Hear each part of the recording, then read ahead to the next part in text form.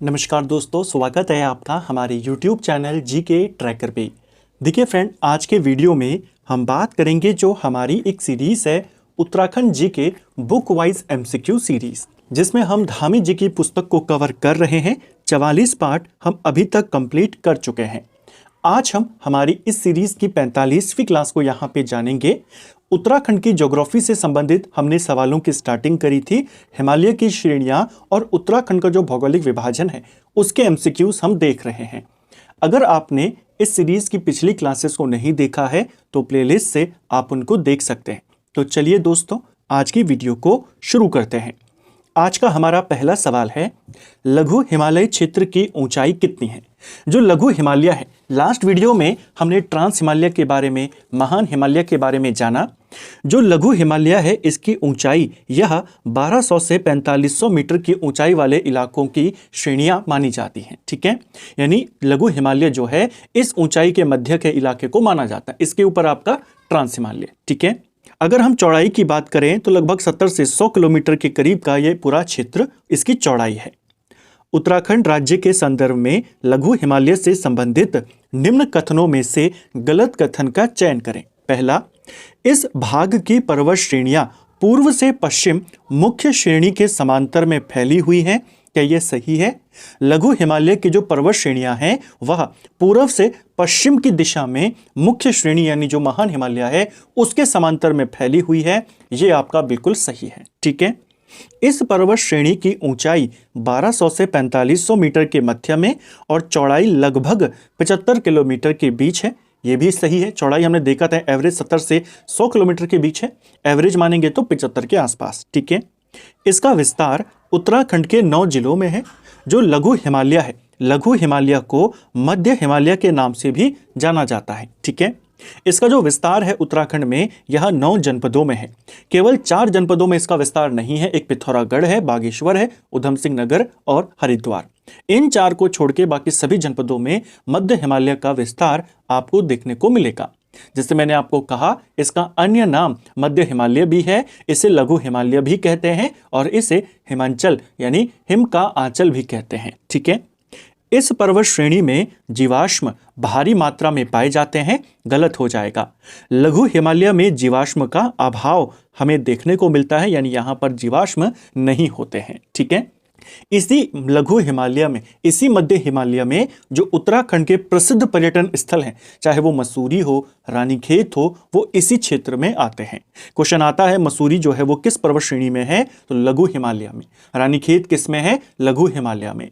जो दूधातोली है, जिसे उत्तराखंड का पामीर कहते हैं, वो भी इसी लघु हिमालय या मध्य हिमालय में पड़ता है। आपको पूछा था इनमें से कौन सा वाला गलत है? केवल चौथा गलत है, यानी ऑप्शन बी आपका सही आंसर होगा। प्रसिद्ध पर्यटन स्थल मसूरी कहां पर स्थित है? तो मसूरी आपका मध्य हिमालय यानी लघु हिमालय श्रेणी में पड़ता है।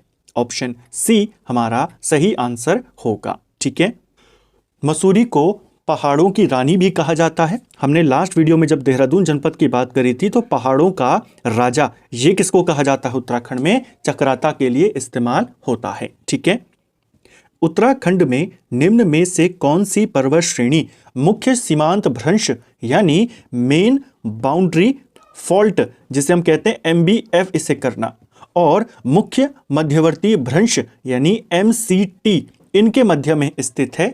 तो इनमें से कौन सी श्रेणी है हिमालय की जो मेन बाउंड्री फॉल्ट और मेन सेंट्रल थ्रस्ट MCT के मध्य में स्थित है? सही आंसर है आपका लघु हिमालय। हमने पढ़ा हुआ है कि आपका जो वृहद हिमालय है, जिसे महान हिमालय कहते हैं, महान हिमालय और लघु हिमालय के मध्य में पड़ता है मुख्य केंद्रीय भ्रंश रेखा, यानी जो मध्यवर्ती भ्रंश रेखा है वो इंग्लिश में मेन सेंट्रल थ्रस्ट कहते हैं।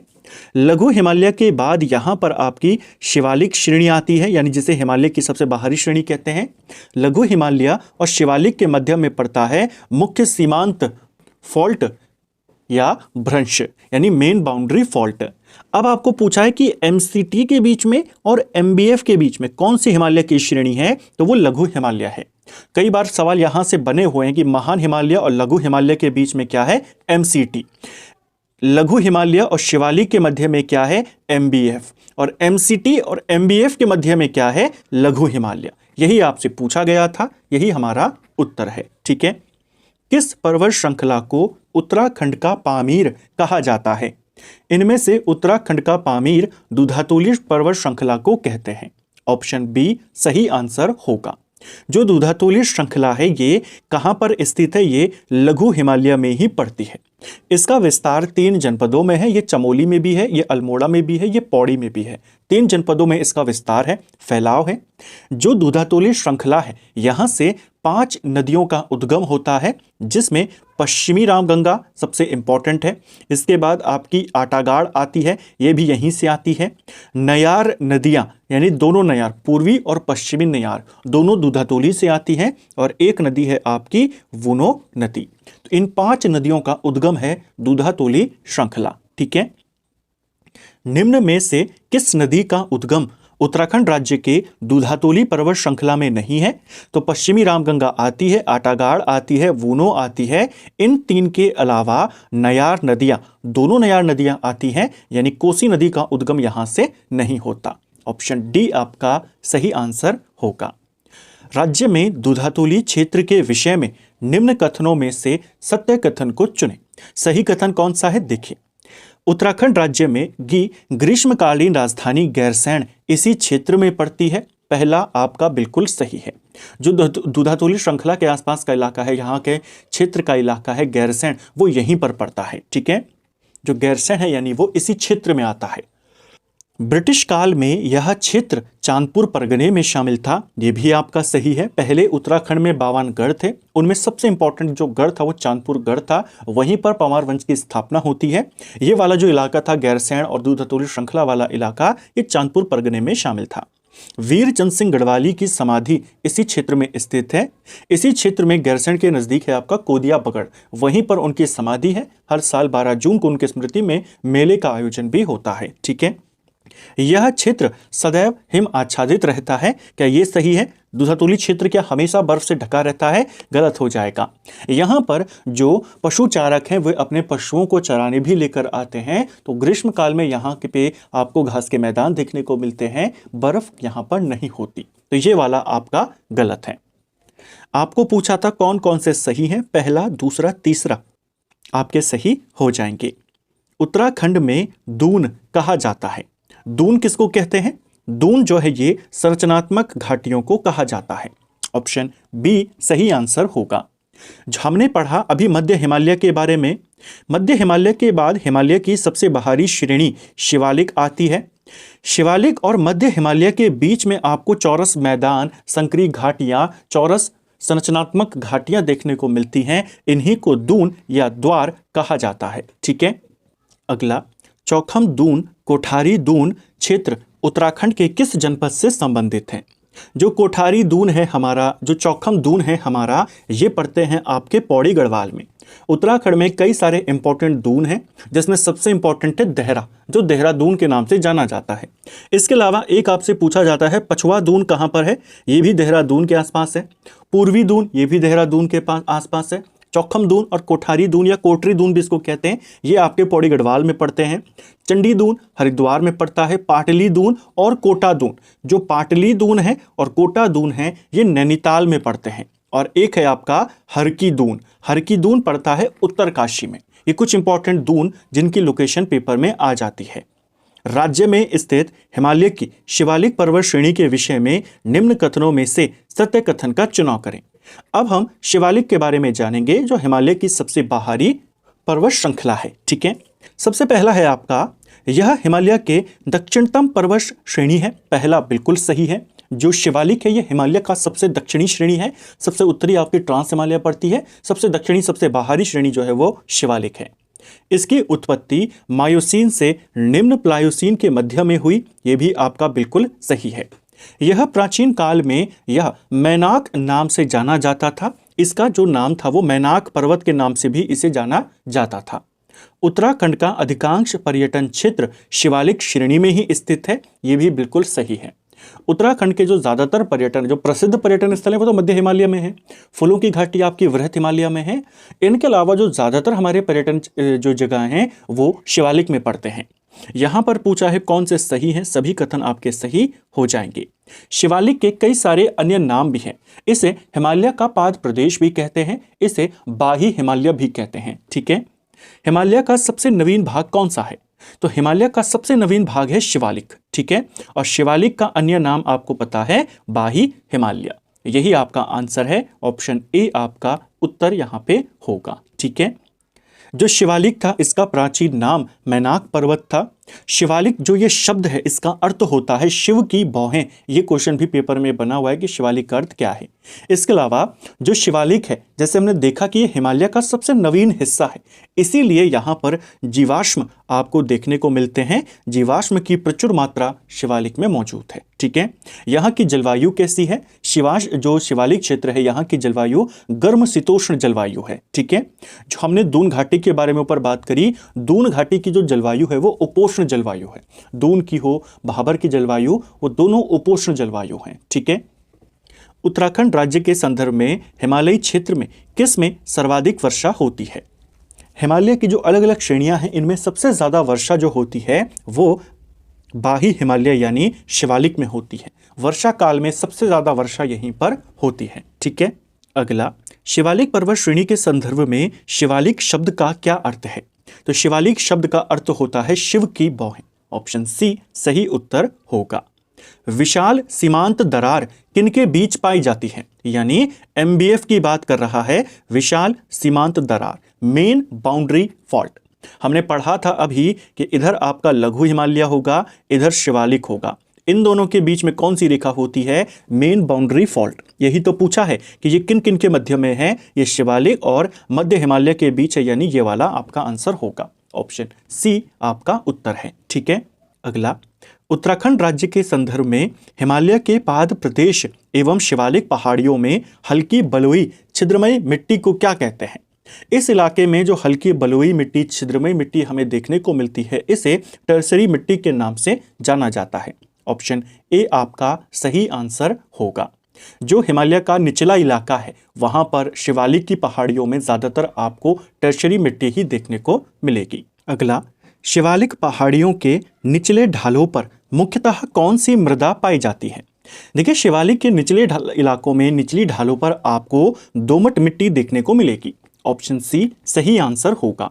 शिवालिक के इलाके में दून घाटी में आपको ज्यादातर टर्सरी मिट्टी देखने को मिलेगी। जो क्वार्ट्ज मिट्टी है ये नैनीताल का जो भीमताल वाला इलाका है वहां पर देखने को मिलती है। वहां पर आपको क्वार्ट्ज मृदा, ज्वालामुखी मिट्टी ये देखने को मिलती है। शिवालिक और दून घाटी में दोमट टर्सरी मिट्टी और शिवालिक के निचले इलाकों में आपको दोमट मिट्टी देखने को मिलती है। ठीक है, भाबर क्षेत्र का निर्माण किस युग में हुआ था? देखिए, भाबर क्षेत्र का जो निर्माण माना जाता है यह आपका प्लीस्टोसीन युग में हुआ था। ऑप्शन सी आपका सही आंसर होगा। जो भाबर का इलाका है बेसिकली, जैसे ये आपका हिमालय की श्रेणियां हैं, अलग अलग श्रेणियां हैं, यहां पर श्रेणियां खत्म होती हैं और मैदान यहां से शुरू होते हैं। तो जब नदियां यहां से बहकर आती हैं तो अपने साथ जो वो बड़े बड़े पत्थर लेकर आती हैं, इस इलाके में छोड़ देती हैं, आगे केवल पानी बहता है। ये समतल मैदान है यहाँ पे, जो पहाड़ खत्म होने के बाद शुरू होता है। क्योंकि यह समतल है और नदियां अपने साथ जो बड़े पत्थर लेकर आती है यहां पर छोड़कर आगे बह जाती है, इसीलिए इस इलाके को पत्थर कंकड़ वाला इलाका भी कहते हैं। यानी यह जो इलाका है यह कंकड़, पत्थर, मोटे बालू, मोटे कणों से बना हुआ है। कई बार पानी इनके नीचे से भी होकर बहता है, ऊपर आपको पानी देखने को नहीं मिलता। तो ऑप्शन यहां पे कौन सा सही है? किस युग में इसका निर्माण हुआ है? प्लीस्टोसीन युग में यह बना हुआ है। कंकड़, पत्थर आदि कणों से बना हुआ है और यहां पर जल जो है वो पत्थरों के नीचे से होकर फिर बहना शुरू होता है। पानी आपको ज्यादा देखने को नहीं मिलता। कृषि के लिए अनुपयुक्त क्षेत्र है। जलवायु यहां की उपोष्ण है। ठीक है, निम्नलिखित कथनों पर विचार करें और सही विकल्प चुनें। भाबर क्षेत्र में नदियां धरातल के ऊपर न बहकर अदृश्य रूप से नीचे बहती हैं, बिल्कुल सही है। अभी हमने जाना क्यों। भाबर क्षेत्र का निर्माण पर्वतीय नदियों द्वारा लाए गए कंकड़ पत्थर, बलुआ पत्थर आदि से होता है, ये भी सही है। मोटे बालू, मोटे कणों से ये इलाका बना होता है। यहाँ की जो भूमि है वो उबड़ खाबड़ वाली भूमि होती है। शिवालिक के दक्षिण में ये इलाका पाया जाता है, यानी जहाँ पर हिमालय की जो सबसे बाहरी श्रेणी है शिवालिक वो खत्म होती है, उसके बाद आपका भाबर का इलाका शुरू होता है। मोटे पत्थर कंकड़ यहाँ पर देखने को मिलते हैं, इसीलिए ये कृषि के लिए अनुपयुक्त है। ठीक है, पूछा है कौन सा सही है, दोनों कथन आपके सही है। किस क्षेत्र का निर्माण महीन कणों से हुआ है? अभी मोटे कण से किसका हुआ है? हमने देखा भाबर का। भाबर में सारे जो मोटे पत्थर आते हैं, मोटा बालू आता है, वो सब यहां पर रुक जाते हैं।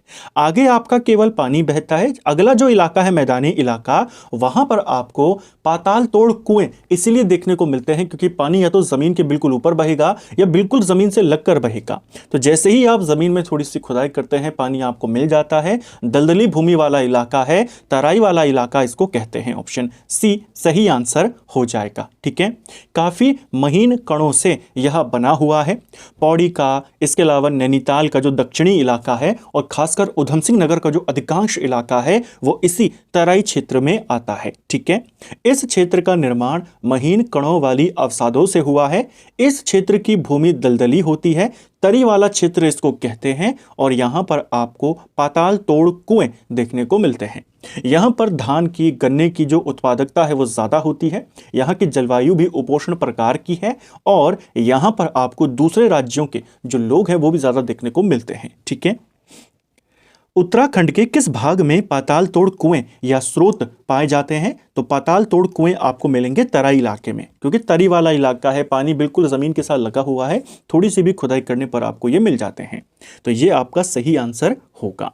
तो दलदली भूमि, तराई वाला इलाका कौन है? तराई क्षेत्र। पत्थर कंकड़ वाला इलाका कौन सा है? वो भाबर क्षेत्र है।